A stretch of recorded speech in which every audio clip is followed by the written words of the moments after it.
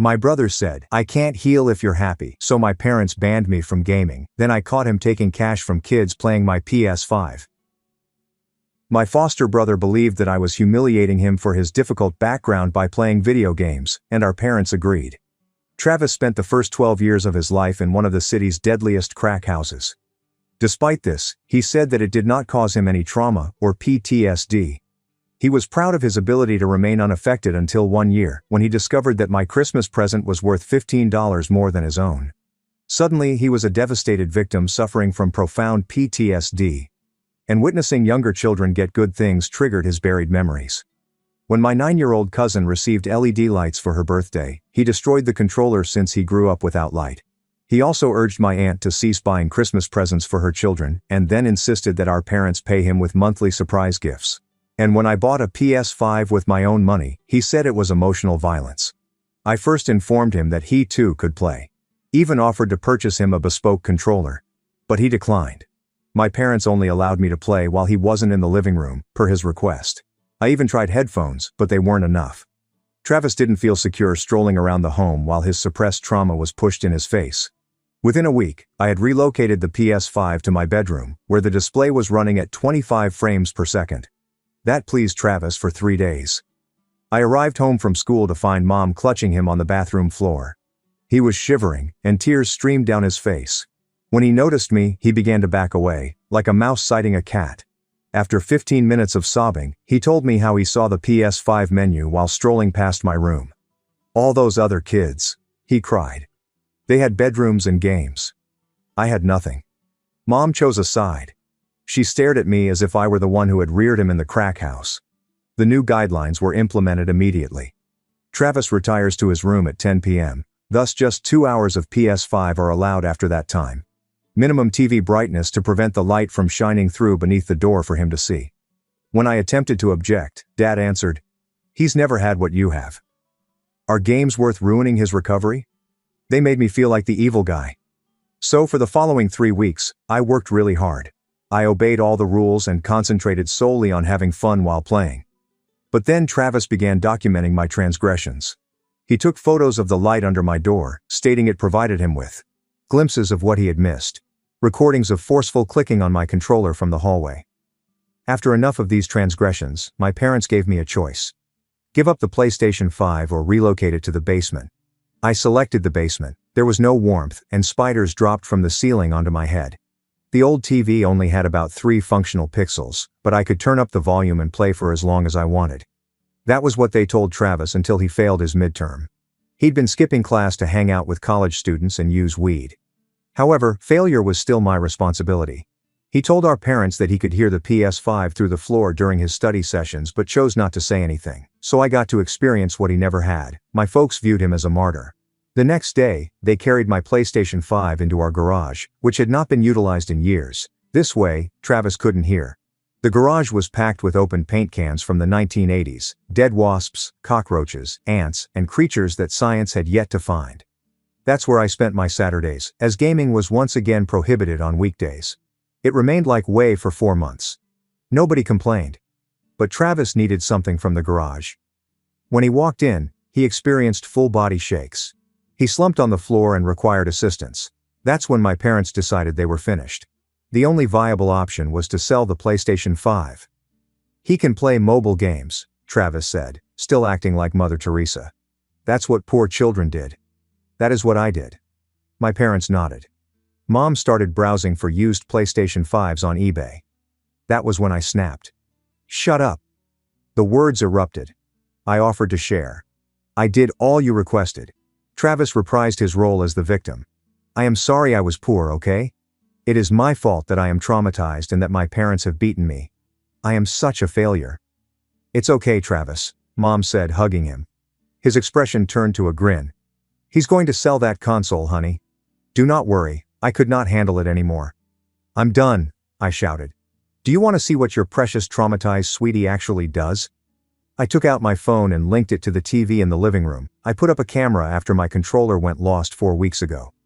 Travis's face became white. He marched towards me, but his unexpected behavior drew my parents' attention. "What is going on, Travis?" Dad said. "Nothing." "Every Sunday," I said. "When we're at church, Travis has been charging neighborhood kids $8 an hour to play my PS5. The footage began playing. Travis was collecting money from the two Miller brothers just across the corner. Mom's jaw dropped open. I'm not done. I scanned through Travis's text messages. Don't worry. My foster parents believe anything if I cry. Dad walked forward. Travis, isn't it such a coincidence, I interrupted, that the exact day these kids said they couldn't afford to pay him anymore, he demanded I sell the PlayStation 5 completely? The room became quiet. Travis was about to weep. This time there were real tears. My folks were staring. The hush lasted as long as if the entire world had been paused. Travis's face kept changing emotions, as if he were scrolling between filters, looking for the one that would save him.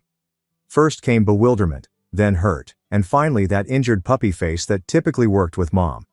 The TV screen behind us still displayed his text messages, including the one about my foster parents believing anything if he wept. Mom's gaze shifted between the screen and Travis, her mouth still wide as if she was unable to grasp what she was witnessing. Dad stood there with his arms crossed, the vein in his forehead beginning to show, like it did when he was very angry. Finally, Dad cleared his throat and pointed to the TV. Travis, explain the money. His voice was soft yet strong, as if he was attempting to conceal something greater. Travis instantly stood up and put on a concerned expression. I was creating a safe space for those kids whose parents couldn't afford gaming systems, he explained, looking directly at Mom. You know how hard it is for poor families. Mom's shoulders sank slightly, and I could tell she was already buying it. So you were aiding them? She inquired, her voice gentle again. Travis nodded swiftly. They needed somewhere to play where they wouldn't feel judged. While they argued about Travis's alleged charitable activities, I stepped over to the TV stand and disconnected my PS5. The power cord sprang out with a nice snap. Travis's gaze followed my movement, but when he began to speak, Dad raised his hand. We need to pause everything and have a proper family discussion. I slipped the console under my arm and took out my phone, resetting all of my PlayStation passwords right in front of them. Travis made a step toward me, but Dad stopped him. Give him space, Travis. Mom stared at all of us and said in her teacher voice that no one would be playing games until we resolved this as a family. The injustice of it seared in my breast, but I knew protesting would only make matters worse. I nodded and went up the stairs with my PS5. This isn't over, Travis shouted after me. In my room, I quickly opened my laptop and began downloading everything. The video files were initially saved to Google Drive, then Dropbox, and finally OneDrive. My hands trembled slightly as I created folder after folder labeled with dates and descriptions. Travis's text screenshots now have their own folder. The footage of him collecting money received another. I even forwarded copies to Dad's email with the subject, Evidence, Do Not Delete. An hour later, Travis knocked on my door with the false soft knock he used while Mom was listening. Can we talk? He inquired through the door. I opened it but did not let him in. He was wearing his sorrowful expression again. I was actually monitoring those kids to make sure they played age-appropriate games. His voice sounded calm, as if he had practiced it. I was planning to tell Mom and Dad about the money and donate it all to charity for underprivileged youth. I just gazed at him, and he shuffled uneasily. You don't believe me, he stated. I continued gazing. Fine, be that way, he said before walking away. Later that evening, I overheard Dad on the phone in his office. He was phoning the parents of the two Miller brothers from our block and inquired about Travis's gaming activities. His speech was professional, but I could detect discomfort underlying. I sat at the top of the steps, listening but unable to understand the replies. No response came that night, which made my stomach churn. At supper, Mom made no mention of the money or the exploitation. Instead, she complained about how I had invaded Travis's privacy by installing a concealed camera. Privacy is sacred in this house, she explained, passing the mashed potatoes. We don't spy on family members. I wanted to inform her about Travis's images of light beneath my door and recordings of my controller clicking. But instead I pushed food around my plate. Travis sat there, appearing victimized, and sighing loudly. Dad remained silent, chopping his chicken into ever smaller pieces. You could have just talked to us, Mom said, instead of this ambush. The term ambush made my jaw clench, but I continued eating in quiet. After supper, I returned to my room and texted my school friend about what had transpired. I needed someone outside this place to reassure me that I wasn't insane. Their answer was quick, with a flurry of startled emoticons followed by actual words about how twisted up the scenario was. Travis is playing a very good game here, isn't he? Those cries over seeing all those other kids with bedrooms sound staged, especially when he's charging those same kids money to play the PS5, which he claims he can't stand to watch. They offered to let me stay at their apartment if things went worse. Just knowing I had somewhere to go made the walls feel less confining. The next morning, I awoke to my phone vibrating with alerts. Travis had commented on social media about being ambushed and deceived by family members who were supposed to assist one another during difficult times. The post has already received dozens of responses from students and members of Mom's Reading Club, all of whom offered their support and praised him for his strength. My stomach fell as I read through the answers, seeing him control the entire narrative before I could defend myself. I grabbed my backpack and proceeded to school, my stomach churning as I passed through the main door. Kids were already chatting and pointing, their gazes following me down the corridor. Someone had posted Travis's message in the group chat, so everyone knew something was going on at my place. I kept my head down and made it to first period, where my friend looked at me with pity and interest. The teacher began discussing the Revolutionary War, but I couldn't concentrate on anything but the buzzing phones around me. The second period had hardly begun when the office assistant knocked on the door and handed my instructor a pink slip with my name on it. The trek to the counselor's office seemed to take forever, with my sneakers squeaking on the glossy floor. Maya Collins was waiting for me with her door open, indicating toward the chair across from her desk. She closed the door and sat down, pushing a box of tissues toward me despite the fact that I was not sobbing. She claimed she heard there was something going on at home and wanted to check in. I began telling her everything, from the crack house narrative to the PS5 in the garage to the video I had shown my parents. She listened without interrupting, simply nodding and taking notes on her yellow notebook. When I was finished, she leaned back and assured me I had done nothing wrong by safeguarding my property and documenting the incident. She took out a folder and began laying up a plan for me to follow. Document everything, including dates and times. Set specific boundaries for what you will and will not discuss with Travis. Don't respond when he attempts to provoke you. Keep copies of everything in several locations, including the cloud drive she assisted me in setting up right there. For the first time in days, I felt in control of the situation. When I went home that evening, Dad was in my room, putting up the PlayStation 5 on my desk. He didn't say anything, save that it would be staying in my room from now on. There are no common areas at all. He plugged everything in, checked that everything was working, and then squeezed my shoulder before departing. It was hardly an apology, but the gesture was meaningful. I spent an hour sorting my games and configuring the system just how I wanted it. Travis arrived on my door at 8 o'clock that night, wearing a studied, sorrowful expression. He apologized for any misunderstanding and hoped we could share the game system like brothers should. I told him no thank you and began closing the door. He quickly raised his voice so that our parents could hear him say he attempted to make amends, but I refused to forgive him. Mom called to find out what was going on, and Travis said he had apologized, but I wouldn't take it. Travis gave me the quiet treatment for 3 days, which was really pleasant. Then, Saturday morning, someone knocked on our front door while I was having breakfast. Mom responded, and I heard Patricia Owen's voice inquiring about the money her boys had given Travis for 8 hours' work. Mom's face became absolutely white when she realized the neighbors were aware of the entire situation. Dad seemed glad to have someone else validate what I had been saying. Patricia was there with her arms crossed, stating her boys had paid a total of $60 and she wanted it back. I remained in the hallway, listening as Mom tried to explain. It was all a misunderstanding. Dad withdrew into his office and returned with his laptop, which displayed our home security system. He began reviewing the tape from all of the Sundays we'd attended to church, his expression becoming more serious with each video. There was obvious proof of children arriving and departing from our garage, with timestamps that matched exactly when we were at service. He turned the laptop toward Mom, showing her the kids who had entered our garage while we were gone. Mom kept looking for an answer, but she couldn't dispute with the video proof. That evening, we all gathered around the dining room table for a family meeting. Dad said Travis needed to repay the money, and we needed to set new limitations for the gaming system.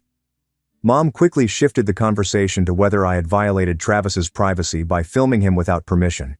She went on to discuss the ethics of monitoring and how I had damaged the family's trust. I was too exhausted to protest anymore and simply sat there while she spoke. Travis sat there looking triumphant while Mom defended him. The next day, I went to the electronics store and purchased a tiny lockbox for my controllers and connections. I gave the combination to Dad but no one else, and I put it in my closet so I could lock everything away. Travis noticed me hauling it upstairs and labeled it hostile conduct. I merely shrugged and continued heading towards my room. That night, My phone vibrated with a lengthy text from Travis about how I was killing the family. He told me to erase all the recordings for everyone's sake and quit attempting to turn our parents against him. I did not answer, but I did take a screenshot of his message and saved it in my evidence folder, as Maya had instructed. When you examined it closely, the tampering was clear. Sandra Keller approached Mom as we were in the foyer after church service on Sunday. She inquired about all of the children she had observed entering and exiting our garage while walking her dog the previous week. Mom's cheeks flushed as she realized the entire church may know about this. I felt horrible watching her, ashamed, but also furious that public humiliation was more important to her than Travis's real actions. The next week, Elise Parker came up for Travis's routine social services check-in. She carried a big folder with Travis's name on it and a clipboard full of forms. Dad cleared his throat when she asked if there were any problems to address. He brought up the PS5 scenario, which made Travis' face become pale. I sat on the couch, watching Elise jot down everything Dad said regarding the garage rental plan and the money Travis had gathered from the neighborhood kids. Her pen ran quickly over the paper, and Travis kept attempting to interrupt, but she held out her hand to stop him. Mom sat there, uneasy, while Dad detailed how Travis had been manipulating the issue for months. Elise took out a separate paper and began drafting what she termed a behavioral contract. She outlined precise guidelines for respecting other people's property and not stealing money from youngsters. The bit about Travis needing to repay the $50 to each youngster was highlighted twice. Travis nodded while she was around, but I could see his jaw tightening. She made him sign the contract and handed copies to both of my parents. Mom hardly glanced at hers before folding it up. Travis began making excuses about not having any money as soon as Elise departed. Dad suggested he take a part-time work at the grocery shop, which was hiring. Travis placed his palm on his chest and stated that working would interfere with his trauma healing process. The excuses kept flowing, like a busted faucet that wouldn't stop leaking. Chloe texted me that afternoon, asking if I wanted to bring my PlayStation 5 to her place. Her parents had a beautiful basement with a big TV and invited me to come play whenever I wanted. It pained to have to remove my own belongings from my house, but the thought of not battling over it every day made the decision simpler. I put the system and all of the games into a duffel bag. Mrs. Reynolds lifted me up and helped me take everything inside. Their basement featured nice carpet and a sectional couch, which was far superior to our spider-infested garage. I linked everything up to their television, and Chloe's little brother was overjoyed to see me play. For the first time in months, I was able to enjoy gaming without fear of Travis's imminent tantrum. When I arrived home that evening, Travis was pacing the living room. He saw the PS5 was missing from my room and began ranting that I was concealing family property. He used the identical phrases, as if my gaming system belonged to everyone. He said I was denying him the opportunity to make atonement by sharing it with him. Mom questioned where it went, with a concerned expression on her face. When I informed them it was at a friend's house, Travis's face got scarlet. He accused me of hoarding resources and acting selfishly with things that should be shared. The next day, I returned home from school to discover my bedroom door open and my lockbox on my bed. Mom had gone through it while I was away, hunting for the PlayStation 5. She confronted me in the kitchen about lying and concealing information from the family. I took out my phone and showed her the text thread with Chloe from the day before, confirming that I had been open about relocating it. The fact that she searched through my private belongings without my permission did not appear to concern her at all. She just kept stressing that families shouldn't keep secrets from each other. Dad arrived home that night with his phone in hand, looking serious. The neighbor had eventually contacted him back, confirming that their children had given Travis $50 apiece over several weeks. When he showed Mom the text messages, she stopped talking for a moment. Travis instantly stated that the neighbors had exaggerated just once or twice.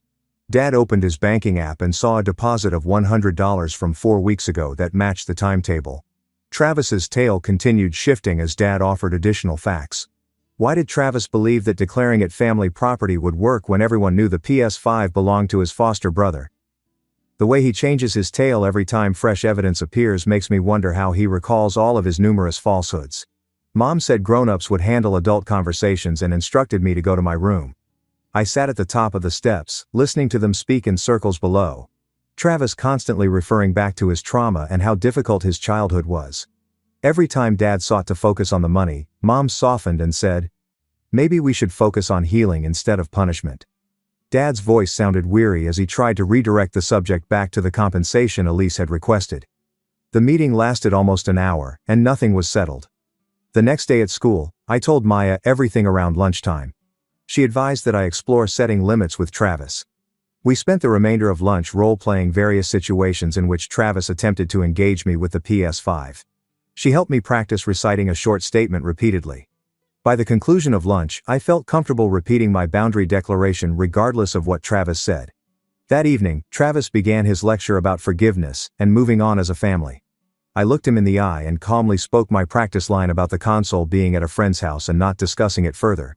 He kept talking about mending and second chances, but I just repeated the statement once more. Then I rose up and left the room without looking back. Mom called after me for being nasty, but Dad thought I handled it nicely. 3 days had passed before I discovered my gaming headset was missing from my desk, where I usually kept it.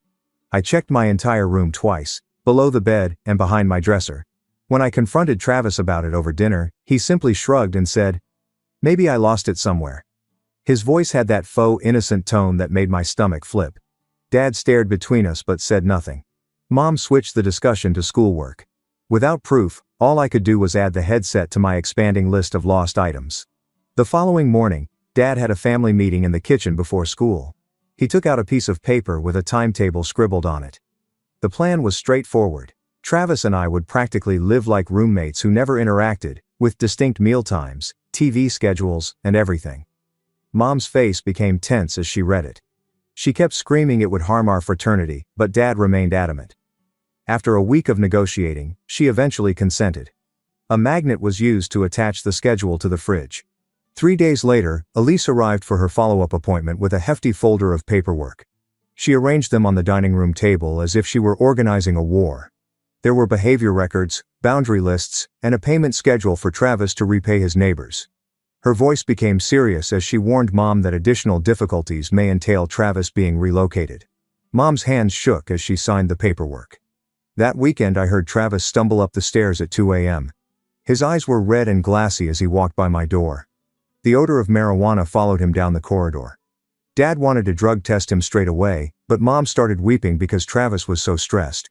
She remarked that testing him would mean kicking him when he was down. I returned to my room and put in my earplugs. Dad's phone rang at supper on Monday afternoon, indicating a text message from Patricia. She stated that if she did not receive her money by Friday, she would take us to small claims court. Mom's fork dropped on her dish with a loud clatter. Her face became white as she asked what the neighbors would say. Travis went back into his victim mode, claiming that everyone was out to get him. His false tears streamed down his cheeks. Dad scratched his temples before standing up from the table. Thursday night, Dad drafted a check from our family funds to repay all of the neighbors Travis stole from, a total of $900, money that was intended to go toward our vacation. He promised Travis that he'd work it off with chores, but we all knew it wouldn't happen. The injustice made my chest feel crushed. I had to exit the room before saying anything I would regret. Travis phoned our aunt on Friday evening, when Mom was preparing dinner.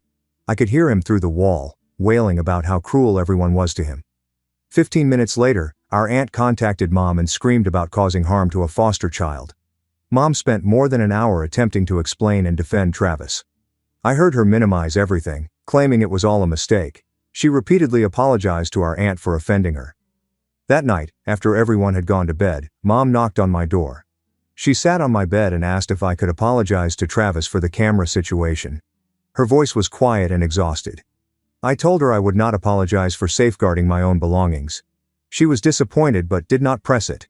Perhaps she was now realizing that forced apologies wouldn't solve the problem. The next day at school, Maya advised that I store my gaming supplies in a locker. I emphasized that a full console would not fit into those little metal cabinets. We sat in the cafe, contemplating alternative ways to keep my belongings secure. She claimed it was unfair that I had to hide my own stuff in my own home. We both decided that Chloe's house was still the best option for now. Her folks were cool with it. That afternoon I made the choice to keep the PlayStation 5 at Chloe's house permanently. I would only bring it home on exceptional occasions when Travis was away. Chloe's parents invited me to come over whenever I wanted to play. They even prepared a space in their basement just for my setup. It wasn't ideal, but at least I could play in peace. Chloe helped me put everything up, and we played for 3 hours straight. Her mother offered us refreshments and did not complain about the loudness once. Walking home that night I felt lighter knowing that my PlayStation 5 was secure. Travis couldn't take it, break it or deceive our parents anymore. The timetable Dad created was also effective. Travis and I seldom saw each other, save for passing in the corridor. He began spending more time in his room or hanging out with his questionable acquaintances. Mom still seemed sorry over our broken brotherhood, but she stopped attempting to force us together. Even Dad appeared more peaceful now that the regular conflicts had subsided. The home seemed different, quieter, yet less tense. A week passed by with this strange quiet, and I was actually beginning to relax until I walked down to the basement to get my old PS4 controller, which I had left on the shelf. The gadget had been shattered to bits on the concrete floor, with the plastic case ripped open and buttons thrown all around. Travis was upstairs watching TV when I carried up the pieces, and he hardly looked up to inform me he had trodden on it in the dark. His mouth twitched into a little grin, indicating he had done it on purpose. But I merely snapped images of the broken controller and returned to my room. Dad got home from work and noticed the images on my phone while I was showing him something else. And, for once, Dad was angry with Travis rather than me. He gave Travis two options: pay me $50 for a new controller or perform additional duties around the house for the next month to work it off. Travis spent the next hour arguing about how unjust this was, how accidents happen, and how I should not have put it in the basement in the first place. But Dad did not move. Mom stayed on the couch the entire time, saying nothing, which seemed like progress, even if she kept giving Travis those sorrowful looks.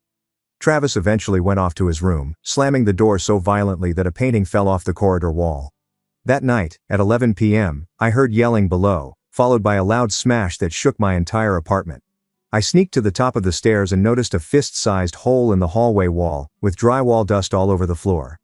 Travis was sitting on the ground, with Mom holding him and caressing his back while he pretended to cry about how no one understood him and how the tasks were triggering his trauma. Dad stood there looking forlorn, and I could see he had given up on getting Travis do anything. The next morning, Dad got up early to fill the hole with spackle, but Travis slept in until noon. I spent most of the day in my room, happy for the lock I'd put myself after Travis kept barging in without knocking. Elise arrived on Tuesday after Mom contacted her about the wall incident and had a lengthy conversation with my dad in the living room. While Travis sulked in the kitchen, she determined he required anger management sessions 3 times a week, beginning right away, and he threw another rage about how treatment was making him worse, not better. The first appointment was on Wednesday, and he came back telling everyone that the therapist was an idiot who didn't comprehend true trauma. By the second appointment on Friday, the therapist had phoned my parents, concerned about Travis's reluctance to therapy, but they agreed to keep trying. Sunday we went to church as usual, and Sandra approached Dad afterward to tell him she had seen Travis using pot outside the grocery store on Thursday afternoon with 3 high school guys who were known troublemakers. When she informed him, Dad's face went utterly motionless, and I could see him finally realizing the Travis problem was much more than simply the PS5 predicament. On the way home, no one spoke, and Travis continued asking what Sandra wanted, but Dad refused to say. My parents sat us both together on Monday morning to go over new home rules, but they only applied to Travis. No phones after 10 p.m., no going out without informing them where you were going, no inviting people over without permission, and Mom would search his room every day for contraband. Travis raged about prejudice and how they treated him like a criminal, but the restrictions remained. Mom began her regular room inspections the same day and kept discovering things like empty beer cans and cigarette packs, which she discarded without saying anything. Travis's claim that he walked on it in the dark, despite the fact that the controller was plainly crushed on purpose, tells me all I need to know about what transpired in that basement.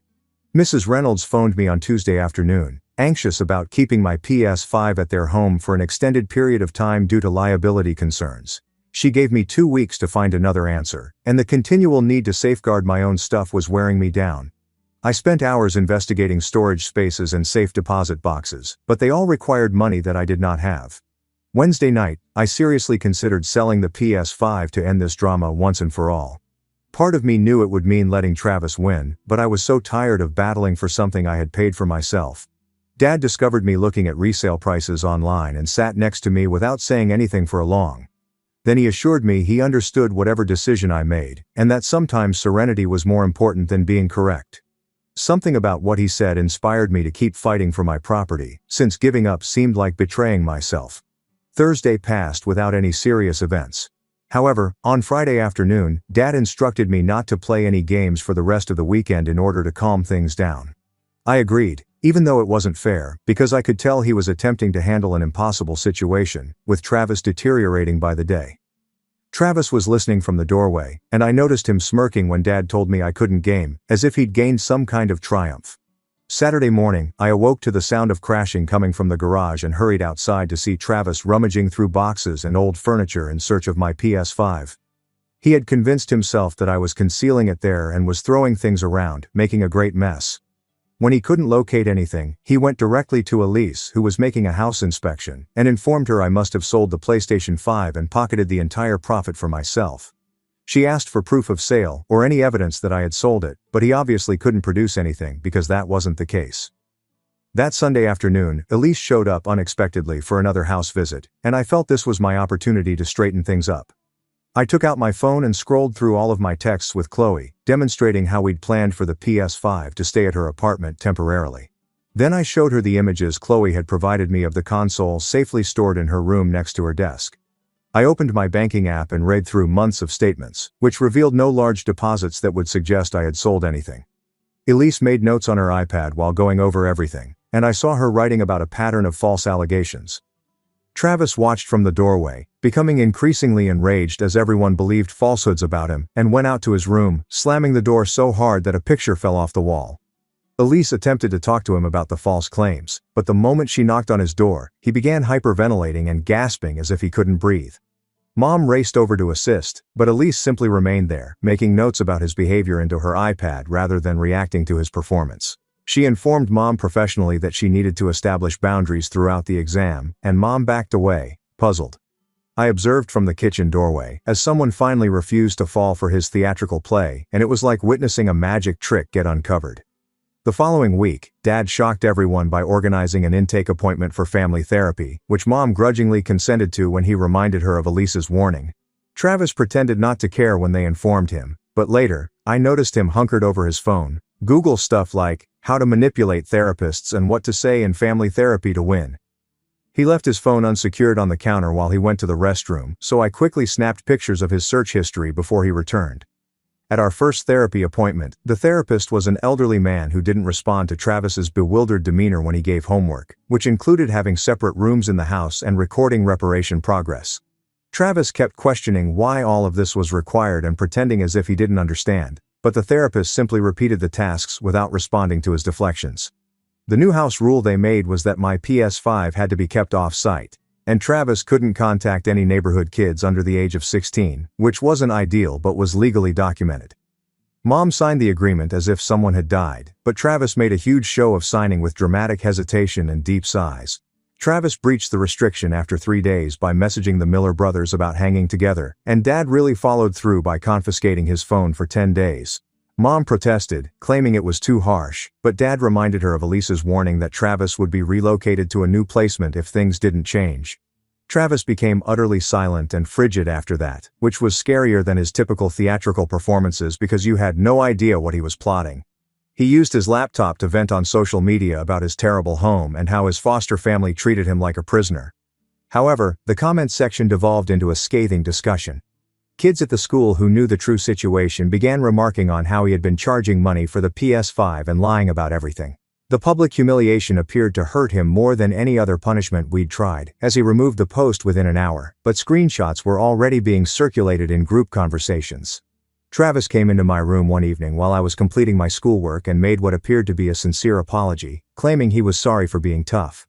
I thanked him but kept my distance and didn't say anything since I wasn't sure whether this was genuine or just another ruse to acquire something.